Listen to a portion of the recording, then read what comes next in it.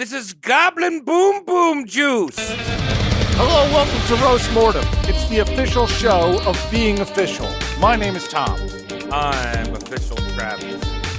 I'm your very official Cody for this evening. Mike fell off a cliff. He's not here tonight. Yeah, How you guys doing? Good. I'm doing all right. Yeah? How about you guys? Cody, tell me about your life. How you doing? I've been pooping weird all week, and I don't like it. It's not like satisfying poop. I told Tom this, I don't know if you heard, before we were rolling, but I'm doing like these shitty 23-hour fasts, and like they make me poop. They give me like the sudden poops.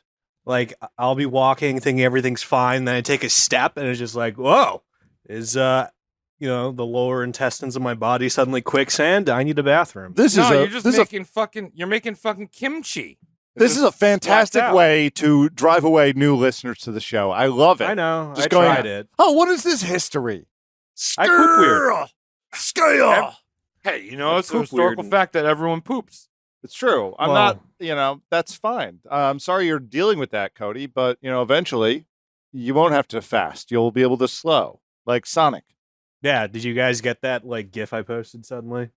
What? There's like a GIF I posted on like the Twitter TL that was just like, gotta go fast. And I said, I'm starving. And like nobody got that joke. Oh, I saw that. Yeah, it was just Sanic, dude. I love Sanic. It was a good GIF. How fast was your week? Dude, I'm all weekend out. Professional hangover. Yeah. Yeah, because Saturday, right? Yeah, you had a big day. So I had my engagement party Saturday. It was ridiculous. A lot of people throwing up. A lot of people just so happy about our union that they got a party. I was one of those people. I probably ate 3 cigars worth of tobacco, and now I'm here. Man, I wish I could really celebrate with you guys and just vomit all over your fiance and you, and shower you in love. Oh, thanks. Well, that was it. Cute cocky. I know I had a good time. I'm gonna have to refer to the pictures taken to remember things, but I know it was good. I had a hat on, and everyone knew my name, so nothing's wrong. Travis, how was your weekend? Yeah. Well, all right. So I took a little trip out to Eastern Oregon, and I went to my first rodeo. Yeah. Yep. Okay.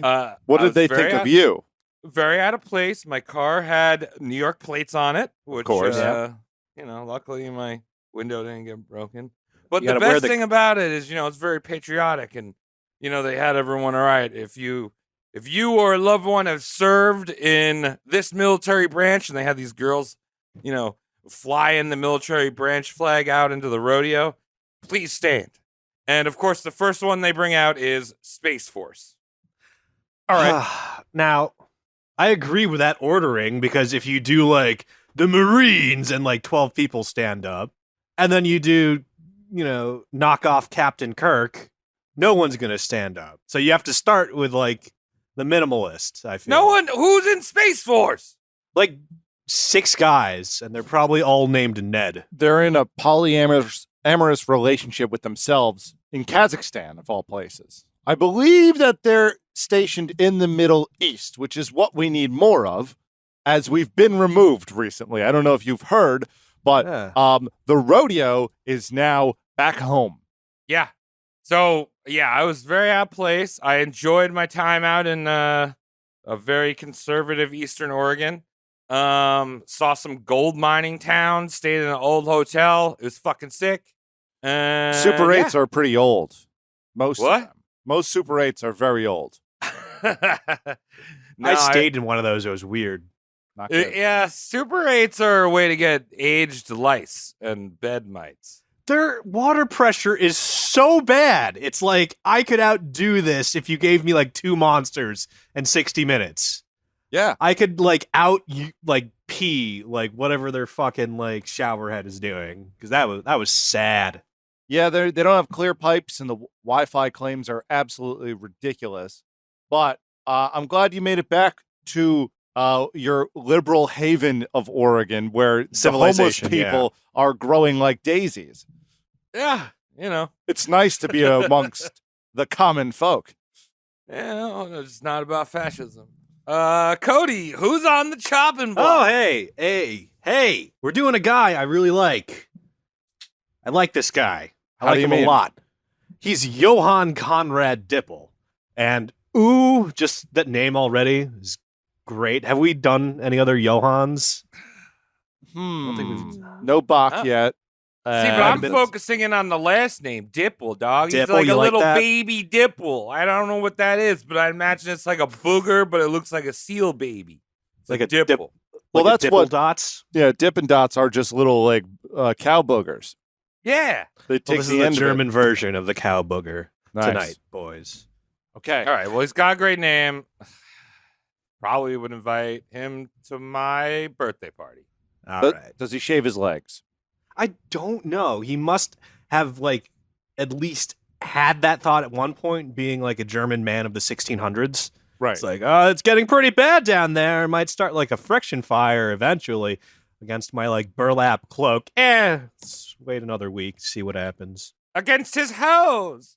His house. So this guy is I'm going to say it, partial inspiration of Mary Shelley's Dr. Frankenstein.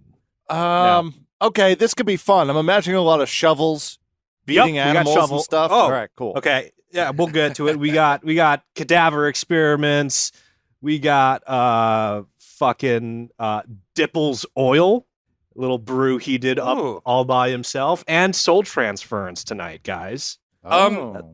So I just want to put it out there. I feel like we've explained this before, but Frankenstein is not the monster. We don't have to explain that. Firstly, We we're not that kind of podcast. There's so many levels to that, Travis. Like in my heart of hearts, I believe Dr. Frankenstein is the real monster. Okay, which all makes right. which makes that claim like valid. You know what I mean? Like But he's Frankenstein not- is the monster. He's not the big guy with a square head and He's lugs not in the his neck. reanimated corpse that Yeah. tightens his neck testicles every so often. I think that the real monster is Boris Karloff's monster penis. Okay. That was big. I heard that was big. He did not shy away. So He was Partial- extra circumcised. I'm going to say partial fucking inspiration because there was one other Italian guy named Giovanni Aldini who managed to hook starter clamps up to frogs and get them to do silly things when they're dead. So we got the electricity Frankenstein inspiration. Our guys like the chemical body like Frankenstein like inspiration. Gotcha. And there are some people out there that claims like, oh, Mary Shelley, like the entire narrative of Mary Shelley came to her in a dream, as she stated. Well, it's just like, I'm going to call bullshit on that because she took a trip on the Rhine while pregnant. And she must have passed Castle Frankenstein in doing so. And being a pregnant lady, she may have been offered some of Dippel's oil, aka our guy tonight. So, like, I don't think Mary Shelley is being truthful when she's like, Frankenstein came to me in a dream. It's just like, Okay. That's So I'm in. I love So, disproven women's achievements. That's one of Yes. my favorite pastimes. So I feel like a lot of scientists and artists do the same thing, right? It came to me in a dream. Yeah, And but they apparent- hire like 12 guys for like their R&D sector. It's just Yeah, like, and I mean, mm, it even happens to the greats. I mean, look at Saliva's click click pull. That came to what's his name in a dream. I don't know that guy's name. I don't even know that song. cool. I'm sorry for the lack of enthusiasm for that joke. I just don't know it. I don't follow up. I'm not cultured. Well, new So- metal's coming back. Just for background, our guy tonight is a honest to goodness period alchemist, 1600s Germany, in Frankenstein Castle, mind you. That's where he was born. So like we can already see like some of like the fucking similarities.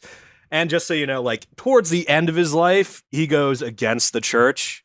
So like all these silly rumors start taking place of like his chronology, just like, oh, he did that with 2 dead guys and a lot of lube, did he?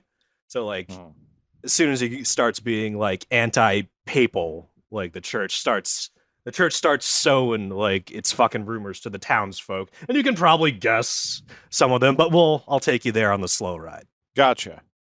So Johann Konrad Dippel, born the 10th of August, 1673, in the honest-to-goodness Castle Frankenstein, overlooking the city of Darmstadt of Germany.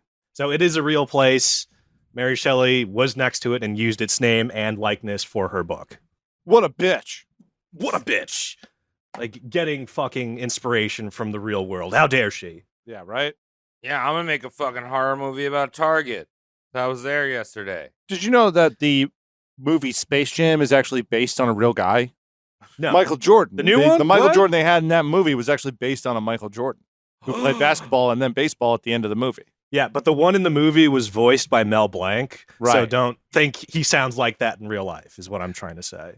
I hate when Michael Jordan ripped off that LeBron James movie that's coming out soon. Don't say that. Don't.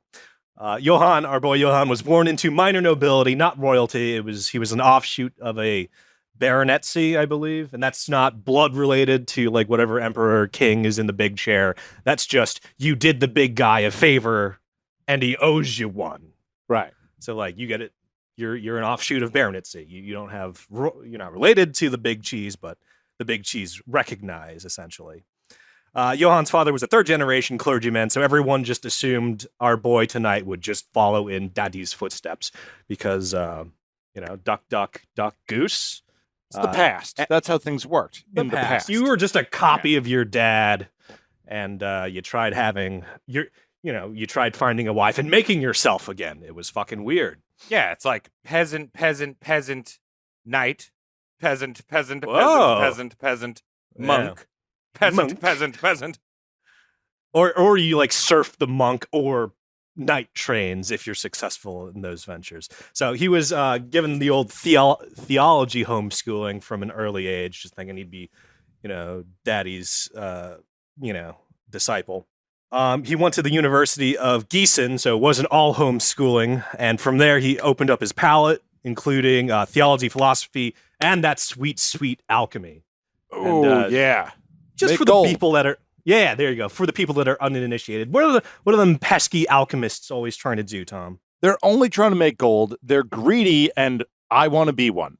Now, I will say this. He went to a place called Gießen. Is this a... Gießen. Is this a... Gießen? Is it a past tense version of multiple geesed?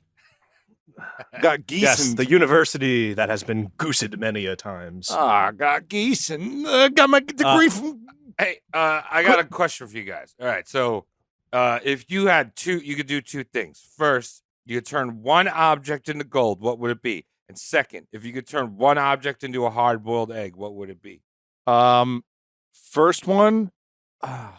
That's tricky for because, fun, like, for fun and to make everyone on Long Island jealous, I would turn my Jeep Wrangler gold, and I would turn a soft-boiled egg into a hard-boiled egg. you'd get like no miles to the gallon.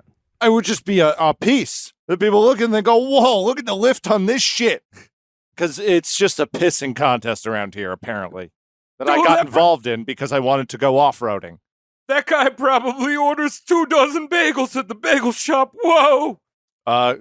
Cody, do you care to answer that? I'm going to say, I'll be very specific. I would like to turn exactly 1/4 of my wardrobe into gold threaded stuff. So like, 2 pairs of boxers and a t-shirt. I would like to change into like gold threaded stuff just to be fancy.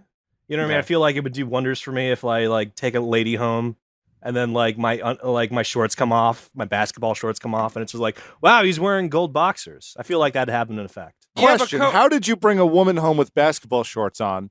And You'd be surprised. Hawaii is a backwards place, my friend. as long as you're wearing shoes, you're in the running?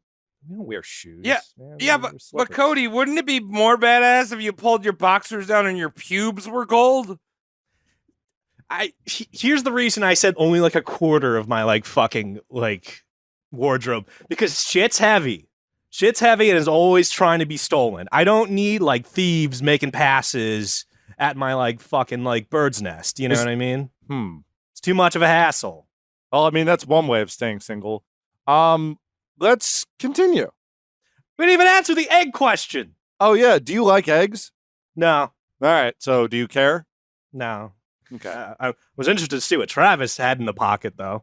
Dude, I'd probably I'd turn all the liquid in the world into gold so everyone died that would be catastrophic immediately for everything. Don't worry, we'd have gold oceans, and then I feel like our planet would spin then I'd into the probably sun. turn all the gold into hard-boiled eggs. Oh, so it's a chicken and the egg, but with Travis, Yeah. it's just you changing an egg into gold and back again. You'd be a great alchemist. Yeah. You know what I mean? This is rough. This is a thing. Yeah. Well, Let's continue. Yeah. Quick addendum to what Tom said. Tom said these guys were all about making the gold.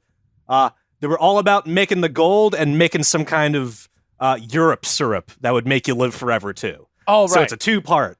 You got eternal life, and you got it's essentially like the German version of opening up like a video game's cheat code panel, like infinite HP on, maximum cash, go. That's what alchemists were always trying to do. Live forever, buy stuff. and then the consume Scottish forever. developed Grand Theft Auto, and now we don't think about that shit anymore. Yeah, Grand Theft Auto and Iron Brew. It's obsolete. Yeah. So at school, he's getting his toes dipped into the lake that is alchemy. And just so you know, for this time, alchemy's kind of cool. When you're going crazy and reaching for like the philosopher's stone and the elixir vitae and like the transmutation of gold, you start getting into a weird place because that's alchemy. But like the building blocks, like alchemy 101 is a synonym for just chemistry 101. You're making phosphorus go, and you're seeing like what crackles in fire and what burns. So like the basic stuff is kind of all right. It sits okay with people. It's just like, oh, you're understanding how God, does some of his tricks, and it jives with the church. Our boy is the guy that makes alchemy not friendly with the church. So get ready to see that change over the course of this episode. Cool. So, I as mean, I said, alchemy is just chemistry with cooler names. Like Mercury's Quicksilver. Quicksilver, And you're like, I don't know, Newt. Yeah, you're Is using mustard. Eye of Newt, like dragon nuts, and like you're just trying to fucking make like wood come. It's cool. Yeah, it's cool. It's just you're getting stuff to do what it's not supposed to do, and ultimately, it was believed if you keep doing that, you'll get something that turns you into an immortal or turns lead into gold, Or gives everyone AIDS. It's kind of a that toss. too. Yeah. It's a crapshoot. Yeah. It's a crapshoot. Stay away from that one. Yeah. So by 1693, he graduates, and he's got the scholastic career of alchemy, theology, and philosophy in the bag. He writes a bunch of things under the pen name Christianus Democritus. So like, I'm a democratic Christian, and he writes a bunch of things. The other Johann Gutenberg, who made the printing press, has already done his magic. So like, we're in print Germany right now, so everyone's trying to get their papers printed. His early papers are not incendiary. They're just like, oh yeah, that can, it's a simplification of the texts and prior teachings. So he's kind of playing nice with the church at this point. So like, I feel like printing back then at that period is like 90s mixtapes. Like they're not sure what they're printing because like, I don't know, they're just weird. And like, it's all like bootleg hearsay shit, like recorded off the radio, like that type of stuff. It's kind of like the opposite of that. It's actually the total opposite of that, Travis. Because you needed money to use these devices, and you would contract and get writers and people to put your shit together. I mean, sometimes. It was closer to Washington Post and Jeff Bezos. Oh, okay. Or you needed like your local holy man's okay to run or to print something. Yeah, and he's Like- talking about turning hard-boiled eggs in the water. No, he's telling you how to be a good Christian and how to follow like the dogma of the church. Yeah, you know that the hard-boiled egg is the nuts of Christ in the Eucharist. Do you think they had funnies in these papers? I don't know. I would love to just like ruin like a 14th century like Johann like first edition print by just like putting the silly putty like directly onto the parchment and peeling it off and be like, look at it. That's gold leafing, sir. You're just stealing. Tasted great. By 1702, his writings kind of go astray from like what the church calls, copacetic or acceptable. 1702, he gets into a pissing match with his local preacher. The preacher needed to give him, as I said, the aforementioned approval to run one of his papers on, the printing press. Unfortunately, the paper's name was The Scourging Papacy of the Protestants.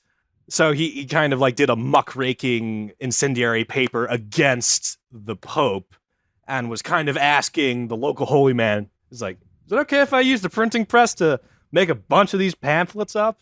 You don't have to read it, but here's the gist. Yeah, just give me the okay real quick. I know you're a busy man. Here's rough V1. It's just telling you how to make a nice pear tart, okay? That's all it is. Nothing that would at all criticize our Lord and Savior. So the preacher sees this, he reads it, he's not stupid. He's like, dude, no, I can't. This is against the church. I can't have you using like my press for this. There's no tart in And here. Johann immediately retorted that the preacher was crooked, and in the pockets of fascism. It's like, oh, the authority have you in their pockets. And at this time, the authority is pretty much the church. So Johann is being a huge idiot, claiming that the holy man is religious at this point. He's like, hey, you're religious. You don't like this. You're sticking it to the small guy. Yeah. Stick it to the man, Joe Biden. I thought you were one of us. Yeah. Thought you were a Joe the plumber, but you're a Joe the president. Do you mean that this dried out piece of celery has become the man that he so much protested? Yes. So the townsfolk, he's still in Castle Frankenstein at this point. The townsfolk and the church are like, this guy's a little fast and loose. So they like start like, giving him the stink eye and just paying careful attention to what he's doing, which is where we have some of these great accounts. I mean, but that's not super out of the ordinary at that time period in Germany. I mean, this is after Martin Luther, the hemorrhoid scratcher. Like, there were Protestants floating around, and I'm sure the church is still going after them. But, like, I don't know. I feel like the townsfolk would be like, meh. So, yeah, he kind of loses favor with, like, the church and the townsfolk. So he's got to, like, rely on IOUs from very, like, select parties. Gotcha. He's kind of like, I'm cooking up something that'll make infinite gold. You wanna get in on the ground floor of this? So, like, these people that actually had money would give him IOUs and be like, how's the gold making formula? And he'd be like, it's great. Spoilers, he never returned on investment. There's no liquid that splashes lead into gold. So he's kind of like using like the gold transmutation as like an infinite return on investment. You just have to fund me now. See, here's the thing. Like, you got to say, yeah, I made the gold, but the problem is I can't get it to sit still. So as soon as I made the gold go flying out the window, and I got to catch it. The last time I had a net, it went right through it. Beat the shit out of my kids. What do you want me to do? Quicksilver. You got Quicksilver and Speedy Gold. Yeah, that's exactly it. It's like, Zwick, can you beep this? You can be the second word of it. Speedy Gonzalez. Can't. Canceled. Can't do that. Canceled. Believe that's derogatory to the slow people out there. Yes. So he's getting like debts amassed, and apparently, like at some point, like I couldn't like nail down a year, believe it or not, but at some point, like he owes too many people money or too many important people money, and he just gets thrown in jail for 7 years, just being like, yeah, you're not doing what you said you'd do. Maybe if we throw you in jail, you start doing it then. You know what? This is where America got it right. Okay? If you get rid of debtor's prison, you can just put people in life prison. For example, medical bills, college debt, all these things. Yeah. Like, this is huge amounts of money that, like, you can't escape it, but we're going to keep making you work it off. You could be homeless. That's you're not going to go too. Yeah, you're not going to go to jail for having a huge amount of debt. You will go to jail if you try getting rid of that debt by selling a plant. Right. Exactly. That's how they get you. Mm-hmm. Oh, man, you're telling me, Cody, I got all these morning glories I got to get rid of that I've been selling? Not that plant. You're probably okay with that plant, Travis. Until the government says it's not okay. I've got a slew. I'm in Portland. I also have a slew of succulents I'm trying to move. That's a great sentence. Who wants a succulent? Reach out to Travis Legion. Yeah. Clear my student loans. Via succulent. One succulent at a time. Yeah, suck my student succulents. You know what I did to get rid of my student debt was not to go to college. Clever one. And now I work in a deli. Still a clever one. So he's incarcerated for 7 years, and he doesn't have the tools, but he does like get the brainstorming going for what he's going to do as soon as he's out, and he has all these fantastical ideas. Half of them are cockamamie, half of them don't even make sense. I have it in my notes here as a like total fabrication of folklore that our boy Dippel prematurely discovered. Whatchamacallit? What is Ejaculation? Nitroglycerin, Travis. So the he's other blowing shit explosive up? fluid. Yeah. Nitroglycerin was invented nowhere near this guy. He was such a genius that he invented the proto version of it and blew up a fucking tower of Castle Frankenstein. But like a lot of history says that probably didn't happen because it's before that.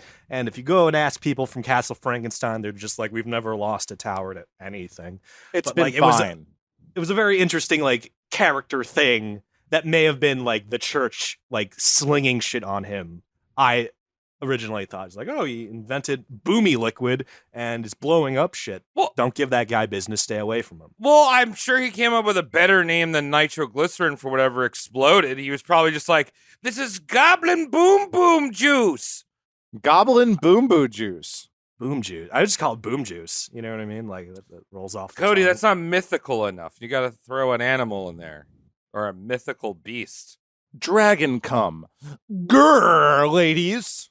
Yeah, I mean, you drink gamer fuel or whatever. It's just sauce, boys. Woo! Hype sauce. You're drinking exactly what I'm talking about. He's making. That's basically alchemy.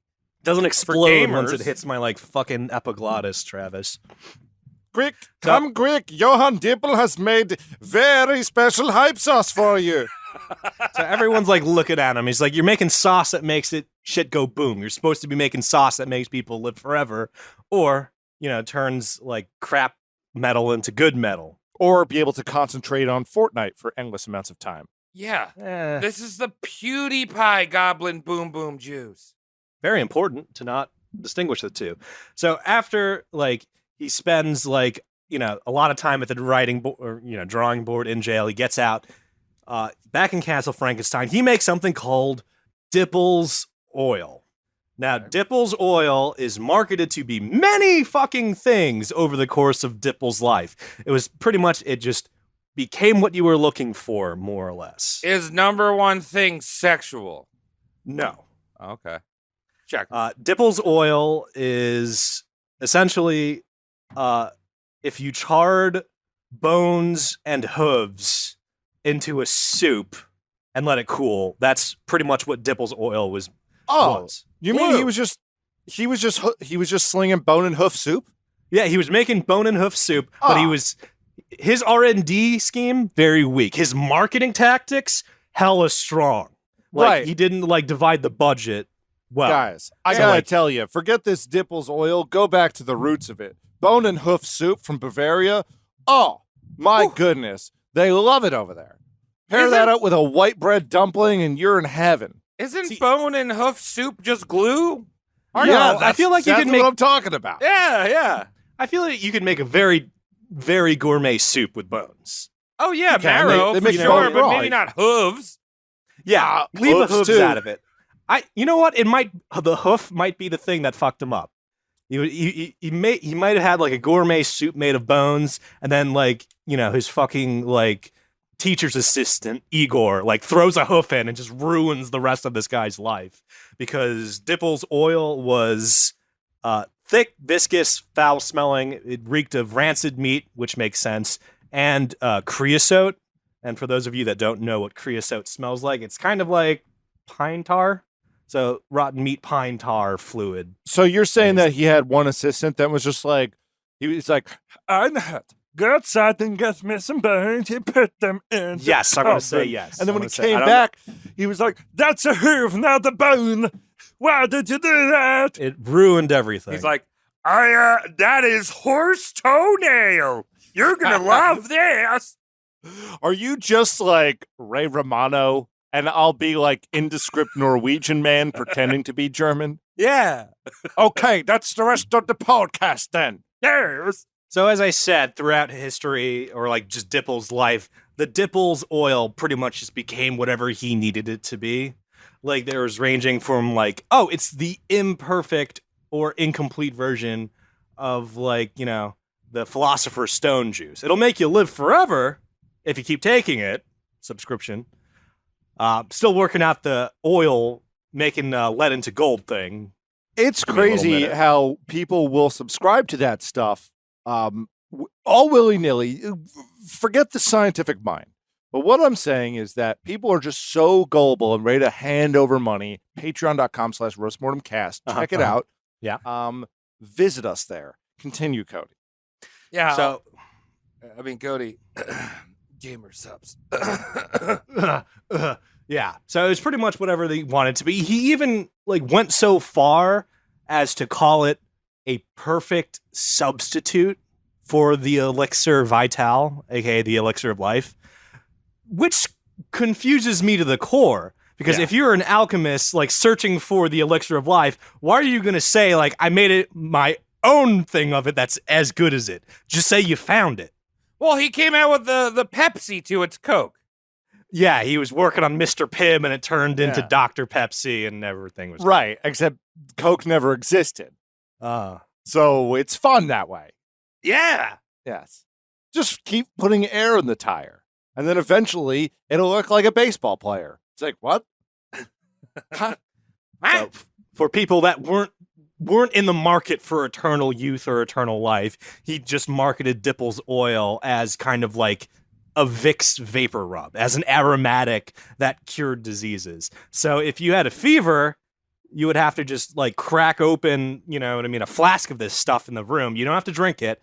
Just breathe in its vicinity for a while.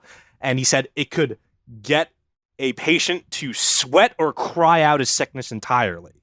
Okay, so that's fun because it reminds me of a 90s sitcom where everyone's fighting over the remote because everyone wants to watch something different. The dad's like, that eternal life shit is nothing. You're all idiots for using that for eternal life. Dad, what are you doing? I'm using an eyedropper to put 8 drops of this shit in my asshole so I can get it up. Okay? Yeah, Blue Chew. And they're like, well, come on, Dad. I want to live forever. And he's just like, shut up. I'm trying to fuck your mom once. You know how it goes. I want to see a boner medication that involves an eyedropper and an asshole. He would fucking probably do it. You know what I mean? He'd be like, I'd do it. He'd be like, put my oil up your ass. It'll scare out the erectile dysfunction demons that are inside you. Mm-hmm. If you said that in front of him, he'd be like, I got just the thing for you, Travis. That's how he was marketing his homebrew oil. The psychology of that, well, the guy said this fixes everything. So if I don't get it up, it's obviously you're just not attractive enough right now. Yeah, there you go. You need some oil, okay? Why don't you get some oil, Dorothy, okay? And then we'll have a good evening together. Until then, screw off. I think he's ahead of his time. Essential oils are very in right now. I hear eucalyptus can cure my acne and halitosis. And your childhood depression and deep resentment. That's lavender, Cody. That's lavender. You got to buy the lavender and amethyst. Excuse me. Hey, guys, if you wanna get in on this essential oil business I'm running, you can be as successful as I am. How successful are you? Know. Well, you have to. The more you sell, the higher you move up the company. Right. So, not very successful then, eh? Look at me. I'm all oiled up. Look, I'm sweating. That's sweat. That's not oil.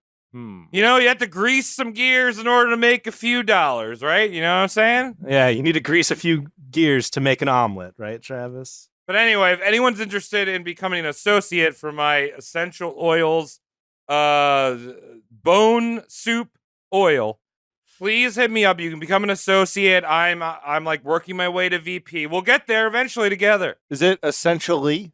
Yeah. Essentially bones.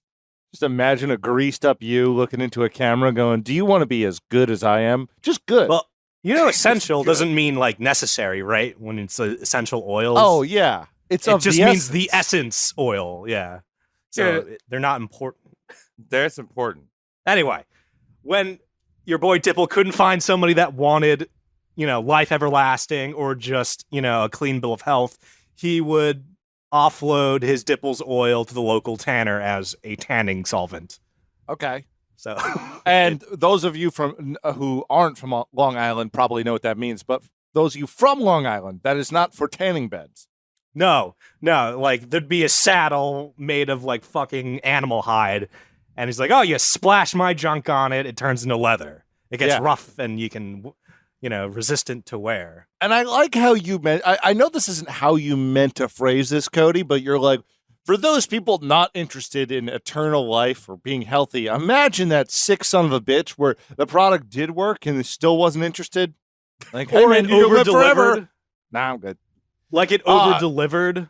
I can get rid of that cancer that's been very bothering you. Very much bothering you. It cured his sniffles, but like the next morning he got shot by a crossbow and didn't die. And he's like, "This is not part of the end user license agreement. I want it to be uncongested." I mean, I don't know if I'd really want to live forever. That sounds terrible. Here, the sweet spot is eternal youth with an opt-out. Yeah, you can just always off yourself. Yeah. How bad could things get? If you don't die naturally, you're just going to get caught in the vortex of some kind of sun burning forever. That sounds fun. You know what? I'm going to go with Tom on this one. All right. Ride it out, man. I haven't done that yet. I want to decrease my lifespan. Come on. Where's the pills, the juice for that? Imagine. It's cigarettes. Those are called cigarettes. All right. It's just hodling, but instead of assets, it's people's. I'm being a people forever. Continue, Cody. This stuff is also said to calm hysterical pregnant women down, which is why people think Mary Shelley may have been recommended Dippel's oil because she was prego as fuck when she traveled down the Rhine. This, believe it or not, Dippel's oil saw use up until the 1940s, I'm going to say. Really? Not as a medicine, but as a small creature repellent. Nice. And it was classified as a harassing agent during the World War II African theater. So I'm not. What do you mean by harassing? What, they'd spray it on the Germans? So you're telling me one of those 40s guys with like the old bug spray things, like with the little like pump on it, would just be like, you dirty krauts, and fucking start spraying them with bone juice? It was probably the Krauts saying really inappropriate words to other people. Because after all, it is their oil. And after all, they do perceive, what was it called? An irritant harassing agent? A harassing agent. Right. Harassing. It can go a long way. Here's the sense behind classifying it as a harassing agent. It's not that anyone died. Okay, so as a harassing agent, like combatants would spike a town's water supply with it, so there's no longer potable water in that town. It's kind of like a scorched earth thing. It's like, you can't use this well anymore. So Wait, rude. Is the Nazis using it? I'm pretty sure it's the Germans because it's of German descent. But this also sounds like you said up until the 1940s. So the Nazis are using it, and they're known for their cruel and unusual punishment. So imagine that meeting where they're like, "Okay, boys, I have an idea. My grandma used to have this gross stuff she'd rub on her feet. And I would say, oh, Grandma, that smells so terrible, it's harassing my noses. And what if we take this and put it all over the corn and put it all over the water? Yep. We're going to harass the shit out of them. I say A-okay. Hey, do you guys think maybe what we're doing is fucked up? No. We have to do it. Here's the like the fucking logic behind what Tom says. Like, eventually some people were like, how fucked up was it that oil was used to like destroy like drinking wells? And it's not quite chemical weaponry. It's harassing weaponry. You see, you can still drink the water. You're just going to hate doing it, and you might poop weird. Right. The same thing is like you can drink bear pee, but it's just going to be bad tasting. And it might hurt you getting the bear pee. Right. You might get some worms or something like that, but it's not going to kill you. It's fine. It's fine. Unless you're Bear Grylls, in which case it builds stronger bones than that man. So you you can clearly see, Bear Grylls aside, that this is just a weird fluid that was made, and he just tried to find uses for it. It's not like it does what it's supposed to. It's like, this'll tan a hide if I can't find somebody to drink it. This'll keep small vermin away as an insect and like vermicide repellent. It's like, oh, it'll fucking get a like watering hole to smell horrible. And believe it or not, there is also a like luxury use for Dippel's oil, believe it or not. And I'm saving this as the last thing, not because it was the last thing used, but because it's like the one resounding success of Dippel's oil. And that's if you like mix it with potassium carbonate, you get the Berliner Blau, aka Prussian blue. Very, very, very famous dye that is like still around today. Huh. Wait, dye for clothes? Yeah, clothing, textiles. Like he even like set up a fucking factory in fucking Paris just to use like this baby blue dye. Seemingly, so it was popular back then when he was alive. He was like, "Oh, I mix it with this, yeah, I make great blue." Not, I don't know if popular, but renowned. It was one of those things like that. Like, this is a like beautiful shade of blue, by the way. Wow, I just want to paint my house with this color. You can see why it's sought after, then, Tom. Right now, yeah. I don't know if you want to use your special eyes to like paint the picture of the blue. It's powdery baby, I would like say. No, it's not. It's not baby, really. It's deeper. It's more saturated, but it's darker. It's not super saturated. There's like a gray presence to it. Also, keep in mind, me and Travis are both colorblind, but doesn't mean I can't enjoy the colors with the rest of you. I stop at the blue light like every other man. Yeah, this blue looks just like grass. Yeah. Perfect. All right. This is the dumbest. I think this is the dumbest thing we've done on this show. Describe a color with two colorblind idiots. But it's the one thing that like is successful. So it's just like, what's good about your juice? It's like, it's got a color. It's got color to it. That's cool though, dude. That's cool. Yeah. None of the juice I made. I used to make mustard and ketchup cocktails when I was a little boy, and I thought that was pretty cool. That's basically the marketing team for Mountain Dew. They just come out with a different color, and they're like, dude! I like that. Yeah, we put, Blue 40. That doesn't make sense. We put Blue 14 into our Mountain Dew, and it's Baja Blast now. Yeah. It tastes better with that dye. It really does. Don't know what that says about me.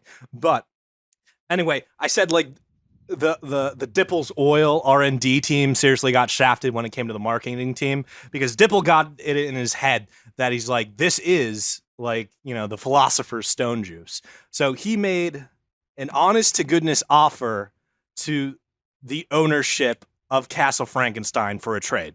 I was just like, I will give you my formula for the castle. Wow.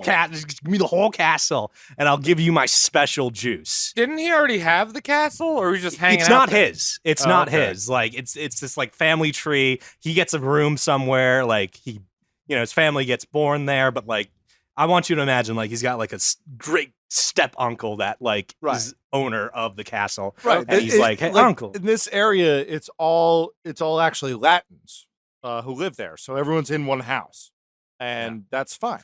Oh, wow. So it's developed. Big family, yeah. That's true. It's true. So he's like, I got this juice that will make infinite gold. I'll give it to you for the castle. And right there, you can either see Dippel's a moron, or like the elixir doesn't work, or Dippel doesn't understand basic economics. Because if Dippel's like, my thing can make infinite gold, I'll trade it for finite gold, aka the worth of a castle. You know what I mean? So the ownership of Castle Frankenstein would be just like, how about you use your special juice to get the gold and then just bring us the gold? Yeah, but what I mean? That's how I would respond. It's going to require some elbow grease. Okay? You're incorporating the sweat equity into the trade. Right. Capiche? Exactly. Okay. I'm a busy man. I have to make another fluid that's going to turn some things into different things. I can't be making shit into gold all day. I have hay to make into burritos. I have Oh. other things to do, sir. So give me the castle and we'll talk. Yeah, you guys ever hear of platinum? I'm gonna turn that into ground beef, dude. And back I like and this forth. guy. Back Hire and this forth. Excuse me, waitress, my 2 for $10 nachos have platinum in them. Take them away. I didn't want this. Look at the joke. Fridays, you can always get to people at Fridays because they're so busy, the waiters and waitresses. So you could sneak in your own $2 Bud Lights if you want. And then you order das blooming onion. They're not counting. Come on, guys, get real. They don't care. Why is my bloomin' onion like baby blue? Not baby blue, but grayish blue. So these are his fucking Dippel's oil like antics, and just like, they're good. He starts falling out of favor of the church because this is when like the tipping point happens, because the church was usually like, hey, alchemy's kind of cool. Like, it's like the building blocks God used. Legos, Minecraft. But now Dippel's like, I fly in the face of God with this juice. You wanna live to like 144? Suckle this juice. And the church is kind of like, yeah, don't like you doing that all over there. So like they start doing their churchy ostracizy thing and like run him through like the rumor mill, get like his business contacts broken and all that. So, but just so you know, Cody, like he is getting a little bit of money through like a Parisian factory that's making his blue dye. That's fantastic. Now let me just ask you a question. So the church at this time, they're now taking money to make sure that loved ones get into heaven, right? I believe that's where we're at. We're in the 1600s? Right. Yeah. Yeah, Germany. shit's still happening. Luther. Right. So it's not a bunch of smart people at the church going like, no, this is the schism we've all heard about. It's just like, oh, yeah, money I don't. gets you, But what I'm saying money is gets you that a they're freebie. like, oh fuck, if this guy's right, we're not going to get as much money when these people don't stop dropping like flies. Oh, I didn't even like fucking planned obsolescence with the human like lifespan. That's interesting. That's what I'm shit. saying. Like, you know, all right, we got X amount of people in this town, and you know, a percentage of them are supposed to die every year. They start living too long. No one's getting their cut, and God's not happy. Yeah, and then you have the mortuary union stepping in, and they're like, hey, We need people dead. We haven't stuffed anyone in 3 weeks. I'll make your dead aunt look so pretty with fucking eyeshadow, cat eye eyeshadow. You know how clunky they were back then. I'll just staple the eyes shut so no worms come out of it, and it. Yeah. Yeah, but there was that screws. one guy in Munich that was like, hey, we're going to give you a smoky cat eye, and then we're going to sew your nose up. Is this a gay joke or a fun thing? That was a fun thing, dude. That Trick was fun. question. Same thing. Yeah. Fun and gay. If I'm, dude, second I die, send me to the fun. Send me the queer guys. There's got to be the dead queer guys. How is that in a show already? How is that in a show? 5 gay guys get you looking good, so God can damn you in the afterlife. If you look fabulous enough, Jesus will give you a hall pass. I like the segue of like post-mortem treatment of bodies, because Dippel, it's either Dippel starts doing it or the church starts calling him out for it, or a combination of the both. But here's where we get into the cadaver experiments. Yes. And where we really get into like, ooh, Frankenstein inspiration territory. So like this is viewed as like a very like taboo thing. Like, that's not God's will. You're fucking up. You can't be doing that type shit. And just so you know, it is a fact that Frankenstein Castle has an open pauper's grave for its dungeon denizens. Now, what is an open pauper's grave? Is that another gay thing? This might be me saying words wrong because of my accent. Pauper's grave. Paupers. Paupers. Mass grave for paupers. Yeah. Yeah. Yeah, you poor. You poor, I'm going to throw you in that hole, dude. You don't even need to be dead. You'll die in there. There's rats Sometimes and shit. Yes. They didn't even care if you're poor. If you were just a dungeon person or in Frankenstein prison. It's just like, if you die in here, you go in the pit outside. And that pit is something our guy tonight, Dippel, just walked by very often. Jokes on the owner. It was a ball pit. There were probably balls in that pit, Travis. There were definitely balls in that pit. In the Boston eyeballs, the Boston pauper pit. The pauper. Yeah. Whopper. I gotta work on my New York accent. Regular old dungeon of Chuck Cheese where you kid can play in balls. So, legend has it, Johann Konrad Dippel was that type of big idiot that thought the human soul was something you can touch. He thought it was an actual material, nothing metaphysical. He thought it was the human soul is actually made of matter and exists in the world. We can touch, smell, taste, and do things, interact with. Cody, It's big about the question size here. of a Kalamata olive. I don't know. Yeah, Maybe he could, Big question here. What does it feel like? Is it goopy? He thought it was vaporous because when you died, it would leave your body and then go heavenward. Okay. So like vape, gassy, like but still made of matter. so like blowing fat clouds with your vape. He just thought it was just released throughout the entire being on death, and it went towards the heavens. Yeah, vape chop. Vaporous, yes. But the stupid thing is, when he thought it was like physical material, he thought he could trap the soul and pipe it into a different dead body and have it come alive. See, this is where he's all wrong. The soul is bad, not the body. You can't take a dead car battery and put it in a different car and get it to work. Yeah. But he's thinking you can take the charge of a human, I think it's called like the spark vital, and put it in a different battery from one battery to another. Okay. Which kind of makes sense, but like reality, no, you don't. No, I know what do you're this. saying. This I was doesn't- making a bad joke. and I tried That no making one it funnier and failed. You saw me piggybacking. You piggybacked into hell with me. Okay, let's was bring good. this. I Let's like it. come back up. Yeah, but see, here's the thing: is you were just a little too soon because now that Elon's going to be able to transfer our consciousness to the cloud, we could jump bodies, dog. I'll buy that before the funnel hose and copious amount of lubricant that Johann Konrad Dippel was using to get one soul from a body to another. Question: did he use his oil as the lubricant? No, because that's expensive. Oh, okay, never mind. But he Just some thought- Astroglide down the throat. I wasn't joking. It has in his notes that the human transference of the soul is possible with a hose, a funnel, and lubricant. Oh. He has that in his notes written by himself.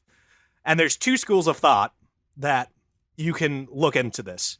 And one is that a hose, lubricant, and a funnel are some of the necessary accoutrement to transfer a soul from one body into another, or it's the only things necessary. And if it's the only things necessary, like the experiment has very little left to the imagination. It's just like, all right, you have a hose from a cadaver piping death farts into another cadaver.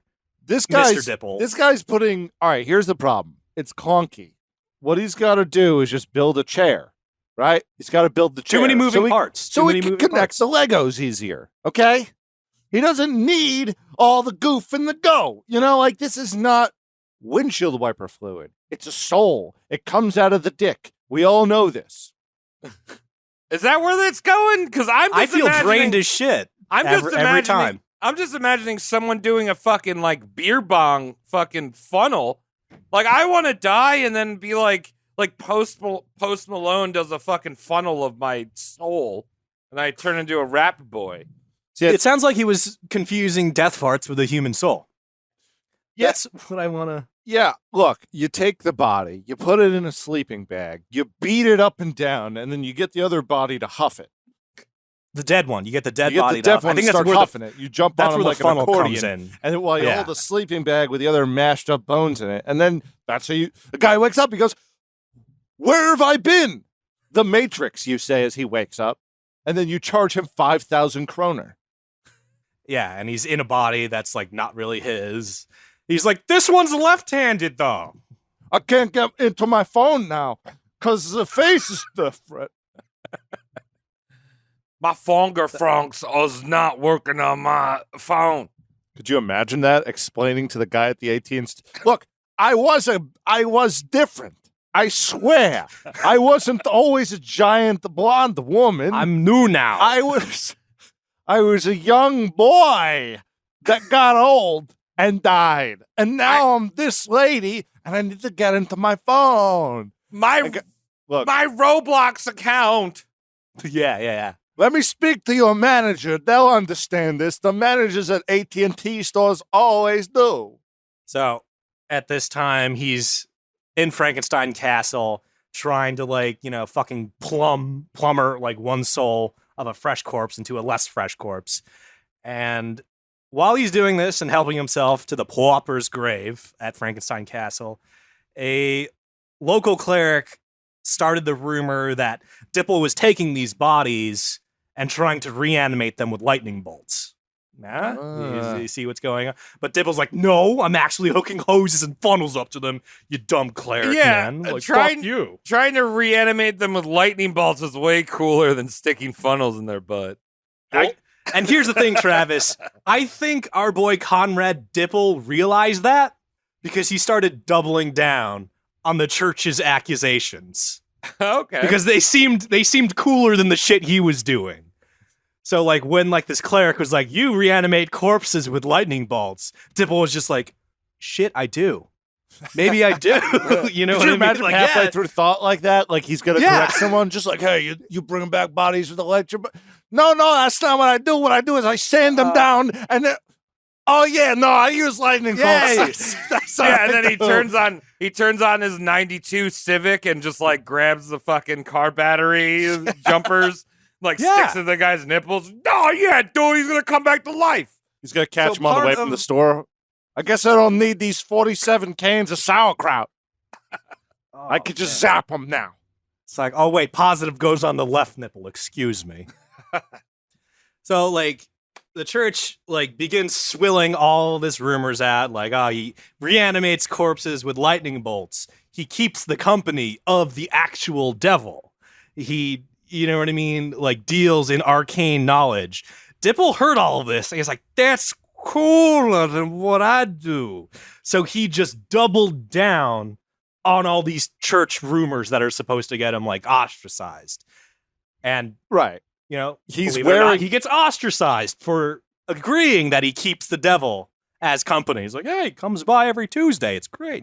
He's grown out his soul patch. He's wearing Nightmare Before Christmas t-shirts. He has got fingerless gloves.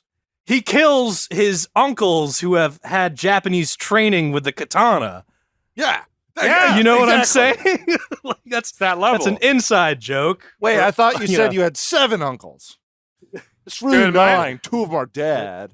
One of my uncles, like, owns a Spencer's, and I get to see what comes out next month before you do.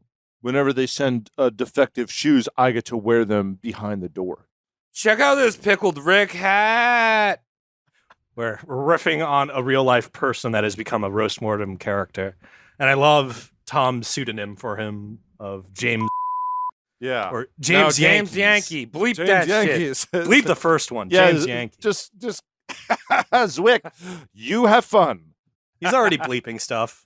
So, doubling down on all these things, he actually gets ostracized from Germany. He actually finds a tough home because all the other people have, his reputation precedes him. So, like, other countries like Sweden and Holland are like, no, you're that blasphemer that does lube things to corpses, and he can't find a home after I believe the reason he has to leave is, forgive me on this, the wording was weird, but all the wording says he killed a man during a duel. And I found that very strange because it seems like there was something complicated and messy about it, because if it was an honest to goodness up and up duel, you don't kill a man, you just win the duel. Well, you know what I mean? Well, no. Travis, I mean, so with this is some actual history, Doug. It depends. No. It depends. Back in, like, the 1700s and earlier, a lot of times they would duel to the death. It wasn't until I'd say, like, the 18th century into the 19th century where they would be first blood duels. Right. So as soon as the weapon Tom and I used think it was to a fence. rapier. No, Tom and I used to fence. Well, that was the actual weapon. The rapier was the actual weapon. Tom and I used to fence. We fenced epee. And epee is basically, like, you just have to touch them. It doesn't matter where on the body. It doesn't even have to be on your chest. And that just means that you drew blood. The duel's over. It's the big truck on the road that never goes off-roading. Truly, that's what it is. Like the epé's the heavier joint, but the foil's the one that gets you because it's only in the cock and balls can you win. Yeah. Right. I'm not doubting that he managed to kill a guy. I'm doubting how clean the duel was, because usually if a duel goes as expected, like, oh, that guy won, you don't say like so and so killed a guy during a duel. Right. You say that dude won the duel, but something unclean happened, and history knows it as he killed a guy. Dippel killed a guy during a duel and had to go in hiding. You don't. If the duel's honorable and on the up and up, you kill the guy, you don't need to go in hiding. Right. But he has to go. This guy's picking up the something. rapier, and he's like doing the spark plugs like behind his back and fucking. Yeah, probably something to do with that stinky Baldo oil. shit. Yeah. So maybe that's it.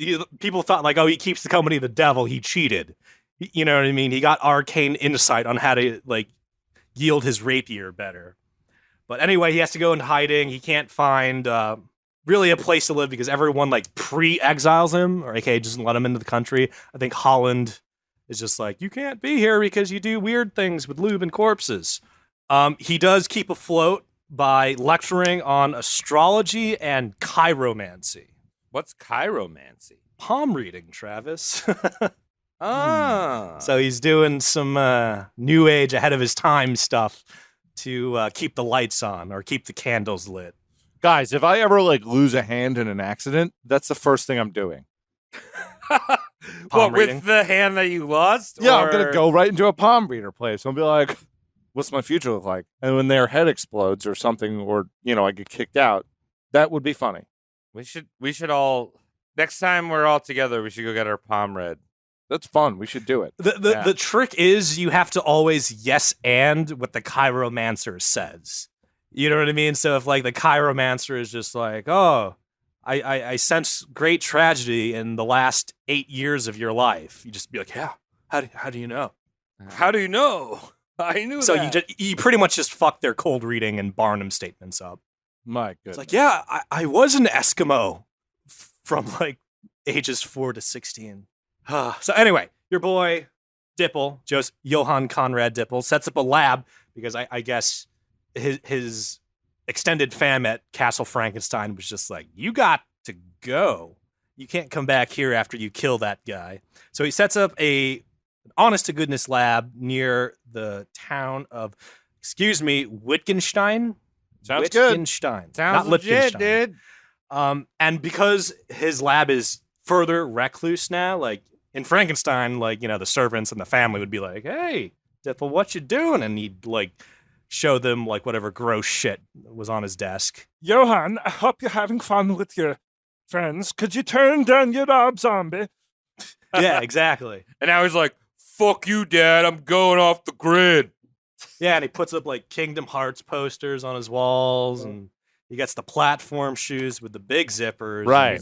Dyes his hair purple. Wearing the Guy Fawkes mask, all that jazz. Every time he's about to charge up his voltage, he's like, oh, can you see that in my eyes? Wake me up. Save me!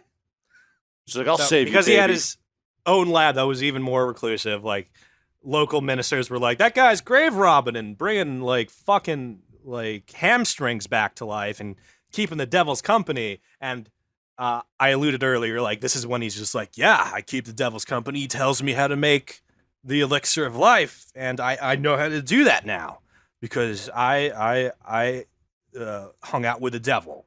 So like he is going on record saying like he has in fact hung out with the devil, pulled arcane knowledge from him, and in exchange offered up his soul. So he is a self-proclaimed dealer with the devil, just to make Excellent. his like scientific forays seem more credible. All right, that's fun. Most people that I know who claim to have made a deal with the devil, not good company, okay? Don't know how to butter rolls. Usually living off not their money. Usually pretend to be a vampire for a while. It's not fun. It's not good. They're a menace to society. Should be stopped, but there's nothing I can legally do. Just throwing it out there. If you see one of these people and you have an opportunity to not save them from a drowning situation, go for it. I'm just imagining a man at Red Lobster trying to butter his roll, and the devil's just like invisible devil's just smacking the fucking knife out of his hand. No, watch your cobs. It looks good. Watch your fucking cobs. Or like when you're drunk and trying to like charge your phone into like an Edison outlet, you feel like there's always somebody like swatting your hands away. Do you guys ever from have getting that, like the proper alignment? Do you guys ever have that thing where you're dreaming and you can't use your phone in the dream? Like you have your phone in your hand, but everything just keeps moving around and you feel like a stupid idiot. Oh, I have it where like I swipe right and it's the same page. Like it's my home screen no matter how many times like I swipe right or left. Oh, Cody wants to fuck himself. Yeah, that's what that. No, I want to fuck my phone. I think that's what that's saying. So again, we have Dippel like butting heads with the church, and at this time in Dippel's life, we're up there nowadays. Like think of him as his 50s, 60s, and he's about to croak. Towards like the latter years of Dippel's life, he is so unenthused with the concept of God. Not because of how he was treated and how the church did him dirty. He was pretty much like, God exists, but the stuff he let me get away with in my labs, he can't be a kind and just God. So he's like entirely indifferent to the concept of God. He's like, he may exist, but given the fact that I haven't been smote after like pulling like death farts from one corpse and shoving him to another, and like, you know, getting pregnant women to breathe in rancid bone broth, he's not around. So he has matured. He has taken all of the Kingdom Hearts Evanescence and all of his wall, and now he's into black metal / deicide morbid angel material.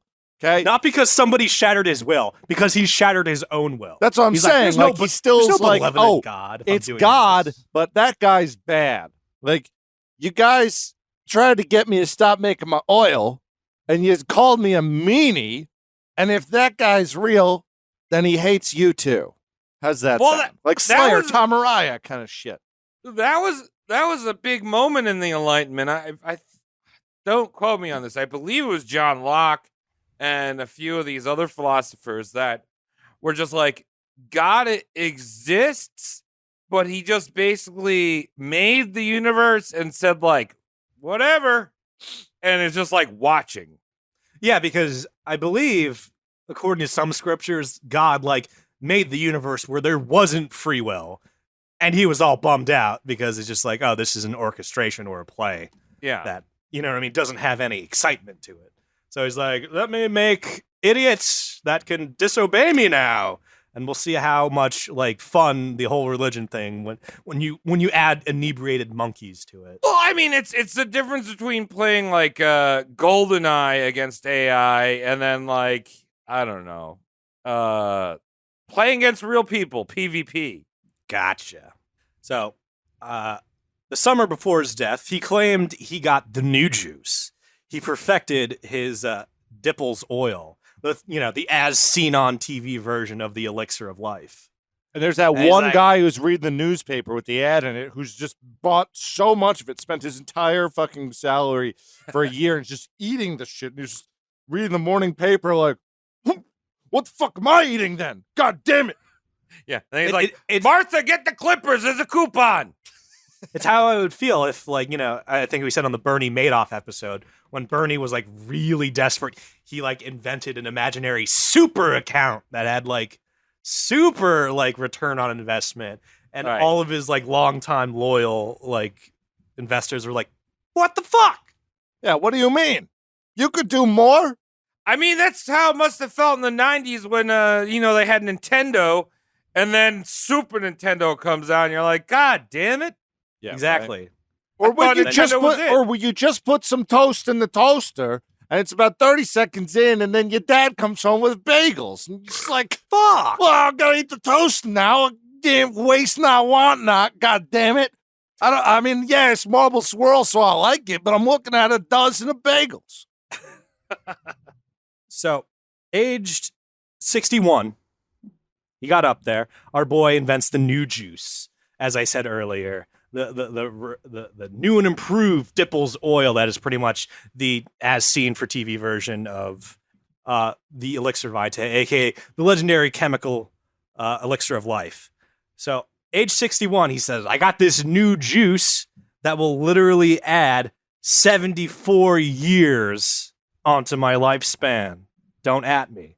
So he's 61, and he's like, the new bone grossness, the new hoof and bone grossness will double my lifespan. See you, posers. Can't have it. Not for sale. Well, this is the problem with anyone that has health claims of living a long life or apocalyptic claims is you have to, it's a dumb scheme. You instead of picking something where it's like a set time limit, you just should say something like arbitrary that like may or may not happen. You know, like No, here's why I think it's good, Travis. I'm coming from a different angle here. You're gonna die. And when you die, you're sticking it to a lot of people. okay. You know what I'm saying? Like, oh yeah, I'm 60 something and I'm gonna live to 150 something. Well, just watch. And then when you die, everyone goes, well, fuck, I didn't buy it. I'm glad I didn't buy into that shit. Yeah, Or the other way around. Here's It's the like, thing. I can't believe I tried this. I've been feeding to my children. Yeah. Here's the thing. If you're in Dippel's shoes and you make such a venture, you don't get to live to regret it. That's true. Right. You And- don't get to live to regret it either Unless way. you believe in the afterlife, which he obviously did in some respects because he met the devil. That's true. There you go. I like Travis punching big meaty holes into the current logic at the table. So here's the hilarity of his death. At age 61, he's like, I got the new juice that can get me to 135. Travis asked me how he died. How did this oil making, electrocuting, simp boy die? Not living an extra 74 years, living an extra few weeks. He died April 25th, 1734 at the ripe old age of 61. So his claims of doubling his natural lifespan were immediately shut down. Wait, that's not years. He just calculated wrong. That's not years. That's seconds. I forgot to carry the 8. No, the printing press was pretty new. He wrote years. He wrote days, but he meant to write years. And they messed Or you up know the how fucking like things. Or you know how like in like some timings like people like put the seconds as like the one quotation mark and like the microset or like I've already confused myself and I think it's minutes are like the single quotations. The colon and the semicolon or whatever. Something to that effect. I don't know. What's time? Let's get away anyway? from that. Time is a construct. Some accounts say he died from a simple stroke. His contemporaries who knew him better say like that dude was gulping something that kept animals away as a repellent. He was gulping something World War II combatants used as a harassment agent. He was drinking tanning fluid, for fuck's sake, which is why he died at 61. All of his ingredients, I wrote some of the scarier shit down. Excuse me. Butron nitrite, methylamine, dimethylpyryl valmeride. Just heavy fucking metals that have no business being in human anatomy. Cody, you say heavy metals. I say the ingredients of Skittles. Because it might as well be. You look at the back of a Skittles package. It's a lot of moxie. A lot of dyes, a lot of Latin that you can't understand. Lexicons. So, 80 years post-mortem, as I said, Mary Shelley toured said area of Germany on the Rhine. She was pregnant.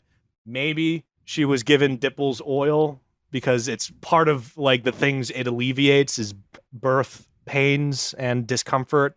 And she definitely saw and heard of Frankenstein Castle and its people because, you know, the Rhine goes right through that fucking area. So I'm going to go out on a limb and say Mary Shelley was at least bending the truth when she said, you know, the narrative of Frankenstein came to her in a dream.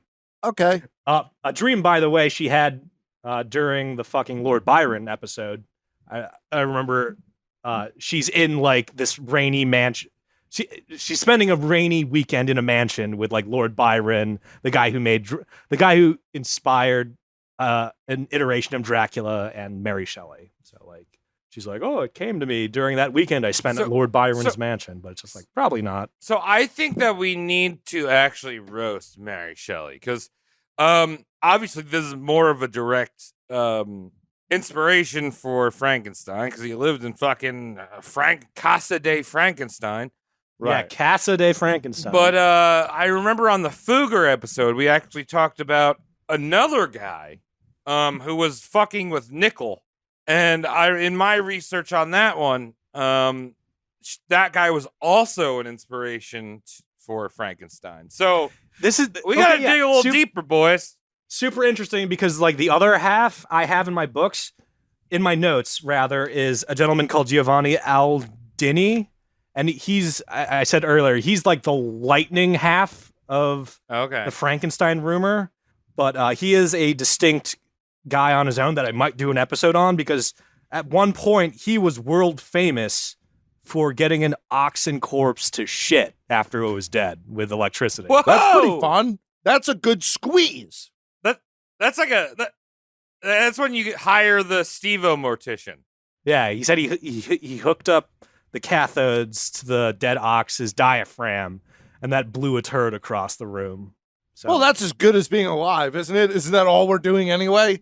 Yeah, it is a process of it is a homeostatic process of pooping that this guy managed to get a dead cow to do. Do you ever, on your daily day going about your business, you ever think of like, if I die right now, how will my death shit smell? Like, do I want it to be or really how much shitty? will it be? Yeah. You know what I mean? Like, it's probably going to smell good. I'm doing this weird fast thing, so like I might be empty half of the time. I might be not. It's going to dribble out. You're going to have a few dye shoot out of your butt. It's going to roll a 6. I've basically just been shooting dimple oil because of this fucking keto diet. So much grease. Yeah, where are you getting the hooves, Travis? Well, look, this has been a great way to start and end the show, talking about our bowel movements. So I'd like to thank everyone who made it past the first 4 minutes of the show. Yeah. You're welcome. Thank you very much. Thank you very much for making it here to the end of the show. Cody, thank you for the research. Travis, you're looking great. I am the polyp in the rough. Right. Thanks to the Patreon people, patreon.com/rosemortem. We want your money. That's all. And, go to the store. We have a store, roastmortemcast.com. Yeah, we've got some big changes coming soon. Stand by, dogs. He's teasing. Teaser. Tom. Yeah, next episode, I'm going to identify as a woman. It's going to be awesome. That's it, yeah. Big going to changes. be Tammy Saltman. That's right, Tammy Saltman signing out here. Dank Shane. Thank you. Tracy Lee. Bye. Oh, I like that. Tracy Lee. Oh, what's the female version? I guess the female version of Cody is just Cody. Yeah. You suck. I'm sorry.